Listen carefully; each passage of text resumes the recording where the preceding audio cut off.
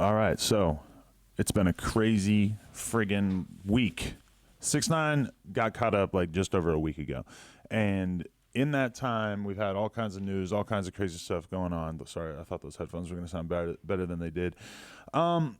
He has pled not guilty. That's big news. That's something that they've been talking about a lot, just the fact that he's pled not guilty, so we actually know where he's going with that. Today in court, there was a bunch of stuff in the sense of 6ix9ine not sitting next to Shotty and them in court. They had them fully separated, which I guess is pretty common sense given that they were threatening his life, caught on the phone threatening his life, apparently, according to the government. Apparently, some other crazy shit going on is that contained within the indictment, they have full search warrants to go through 6ix9ine's entire Instagram and the iCloud accounts of like him, Shotty, whoever. So basically, could you imagine just being somebody like him in his position and having your entire Instagram, all your DMs, all your texts, everything that you've done communication-wise since you got famous is all going to be on full display in this court case? I mean, it's unbelievable. And it's just like another big reminder of like, this is why you don't want to get wrapped up in a life of crime, because you're not ready for what is going to come down the pipeline and happen, man. Like, dealing with anything criminal or any kind of court case is awful, but man, like, doing something so serious that they end up going through your entire iCloud is pretty unbelievable. And the other thing that blew my fucking mind, you know when the court date is set for? The court date is set for September. It is November. It's almost December, but it is November. That's like 10 months. Like, I had to reread it over and over when I saw it on Twitter. Like, oh, his court date is set for September. Because I was like, it was just September the other day. Like, what the fuck are you guys talking about? But apparently that's how it's going. And if he actually stays locked up that whole time and isn't granted bail, I mean, holy shit. Can you imagine being held in jail for 10 months or whatever over something that hasn't even been proven that you've done? Oof. And then on top of the fact that, you know, he's probably going to be in jail for like at least 10 months and then probably a lot longer after that. And apparently, according to them also, there's like a lot more charges that are going to be added to this. His album leaked. So when he got picked up on Monday or whenever it happened last week, or no, it was Friday, wasn't it? It was Friday, last Friday. When he got picked up that time around, it just seemed a little too perfect for some people. Some people who are not that intelligent were saying like, oh, it's definitely a setup. It's definitely just promotion for his album. Nobody gets caught up with the feds to promote their album, you know? No. But his album leaked anyway. I don't know how it leaked exactly, but I mean, this has got to be one of the most catastrophic leaks of the modern generation, because, I mean, the new generation of kids doesn't have a lot of experience with albums leaking. It just doesn't happen that often anymore. For me, on a personal level, I was, you know, as soon as the internet really kicked into high gear in like 2002, 2003, I was steady downloading albums. That's how I got all my music until like a year or two ago, when it finally just became so obvious, like, oh, I guess you should just pay for Apple Music because it's so friggin' easy. A whole generation of kids are like downloading a Dropbox of an album for the first time in their entire lives. It's finally happening. Even myself, it felt kind of strange. I was like, wait a sec. So how do I get this onto my phone again? Because I'm just so used to using Apple Music or Spotify or whatever. But the album did leak.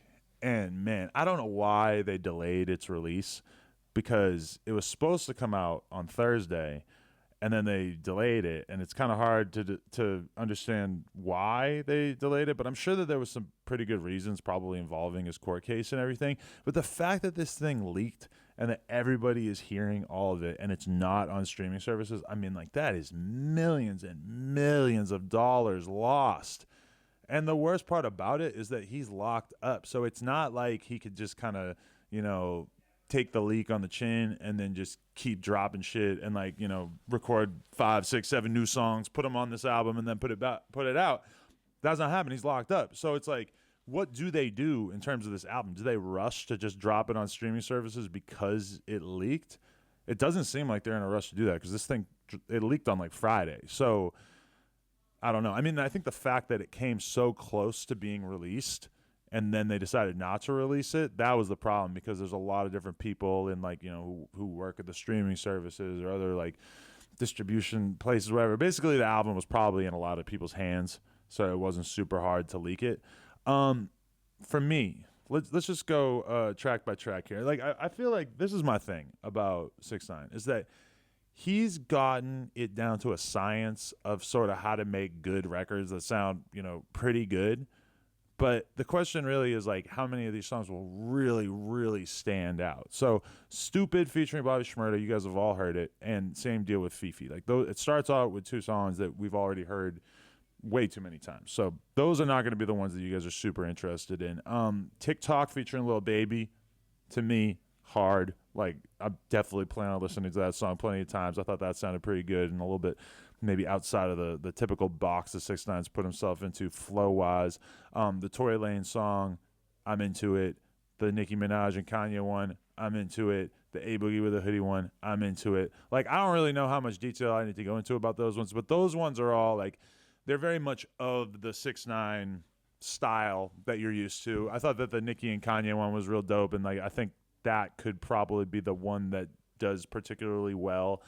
And then at that point in the album, it goes into two of his more Spanish-sounding songs with the Bebe song, which you've already heard a million times, and then the next one, Mala, and they both feature the same dude whose name I'm not even going to pretend to be able to pronounce. Then we get another Kanye one that sounds sort of like distinctly Kanye. And then there's, the obligatory Gunna feature. I'm not crazy hyped on that one. Then you go into Tati. You heard it a million times. And then, like, Wando, and then Dummy. So I'm not sure exactly what the plot is with all these song names. They're all, like, 2 syllables. A lot of them are, like, a repeating syllable, like BB, Mama, Fifi, whatever. Overall, I would say that the album is pretty good. Like, I compare it in my head to his first project, which I wasn't too crazy about. His first project, when it came out, it was basically just like a collection of all of his songs that were already out, and then they threw in a bunch of other songs that were not really anywhere near as good as the songs that were already out. I feel like this one, it does include some hits or some songs that already have hundreds of millions of plays on YouTube, but then there are a few good new songs. I mean, the whole album, like, you've heard like 4 of these songs a million times, so it's nice to have them all in one place. But it does kind of like add a lot of skipping to it, the experience right from the get-go. But overall, I like it.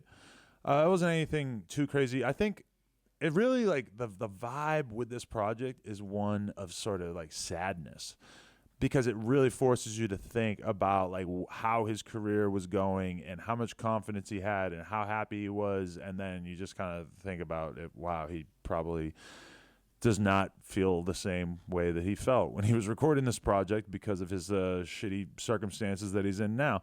But overall, I mean, I think there's a thing when you have a rapper who has such a distinctive sound that it becomes like their brand, that can be tough to sort of have longevity with that sound, especially when the sound is so specific. Like, an example that I always think about with 6ix9ine is Fetty Wap. Like, do you remember when Fetty Wap came out? He had a bunch of songs. They all sounded the same, but they were all hits. It was like he blew out that sound by making a bunch of songs that all kind of sounded the same. And then so he had like a year where he was gigantic. And then at the end of that year or so, he just kind of found himself without anything that was going to necessarily resonate with people, because he'd already sort of used up his one magic trick and sort of that same sound or vibe or whatever the fuck you want to call it. With 6ix9ine, I've always considered that to be the risk, is that at some point he was going to start to feel like Fetty Wap, and like just his tone, his flow, whatever was not going to really work. Now, the positive thing for him is that he's shown like a lot of an ability to be diverse in how he is out there. Like the 2 songs with the Annual AA, Anal Beads AA, whatever his name is. They're obviously like completely outside the box of like his typical screaming flow. But I feel like on this project, he does enough in terms of like getting other rappers to do features with him and everything like that. I mean, you really only have to look at the track list for like 3 seconds to realize that there's a feature on every single song except one. And the one that and or except 2 really, but it says featuring DJ Spin King, and he doesn't actually rap on that song or anything. He does a lot to try to like diversify the sound of the album by like mixing in all these other people. I think that if 6ix9ine were to just put out a full project with nothing but himself, that he would have a hard time sort of having that resonate with him, because his flow is a little it's just repetitive. It's just the same kind of thing over and over. It's simple. It works great in like digestible little chunks, but in terms of full songs, and especially with like, what was it, 13 songs in a row, it can be a little grating to just hear the same thing over and over. But yeah, overall, a pretty good project, and definitely like a couple of songs that I think going forward could be really big. The question is just where the fuck does the label go from here? What do they do with this? How do you, as a label, possibly like justify, like every day that goes by is just millions and millions of streams that you're not monetizing, that people are checking out in a completely illegitimate way, and that is all bad from a label standpoint and from like his standpoint with his career and everything. I mean, this is probably the biggest leak of our time. I mean, I remember when like Young Thug had like hundreds of songs leak, and that was a really big deal, but that was a fucking long time ago compared to this. So yeah, I'm very, very interested to know what you guys think of this project and stuff. As always, this is a conversation. It's not just me. This is Phil DeFranco show. No, this is the Adam22 show. Anyway, let me know what you thought of the project and 6ix9ine's current situation in general. Obviously, everybody in the whole world is getting their memes off and everything. And also, before I wrap this up, I just want to say, nojumper.com. We got mystery boxes. There's a lot of good stuff out there. Get that shit. And let me know what you think in the comments. Bang.